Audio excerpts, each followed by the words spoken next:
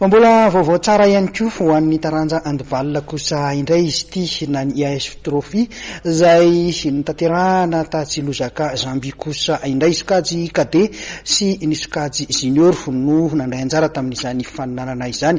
Teo amin'ny sokajy junior ary dia isika malagasy no voaositra ho tompon-daka nahazo ny laharana voalohany ary ny sokajy cadet kosa indray dia tompon-daka lefitra izay nahazo ny laharana faharoa.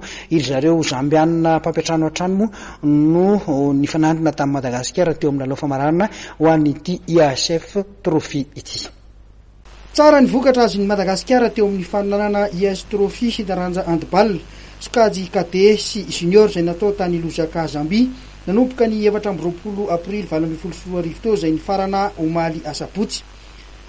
Teo amin'ny sokajy junior dia voaositra tompon-dakan'ny IHF trophy faritra fahaenina i Madagasikara rehefa nandresy Zambie mpampiatrano tamin'ny samazava 720 arak'izany dia i Madagasikara no isolitena ny faritra fahafito amin'ny faninanana kontinantaly izay atao an'i Maroc amin'ny volana septambra 2024.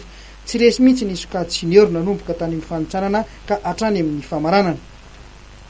Laharana faharoa kosa no nisy an'i Madagasikara teo amin'ny sokajy cadet tamin'ity faninanana IHF trophy ity. Resany zareo zambianina teo amin'ny famaranana isika tamin'isa 4-3.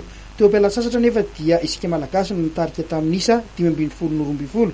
Araka ny vaovao nampitaindramatoa ny aina Randrimbelo lehibe ny delegasion nitarika ireto sokajy cadet ireto dia nanana olana teo amin'ny lafiny fandraisana sy fikarakarana ireo direksiona rehetra mpandray anjara tamin'ity faninanana ity afa-tsy ry zareo zambianina mpampiatrano ihany.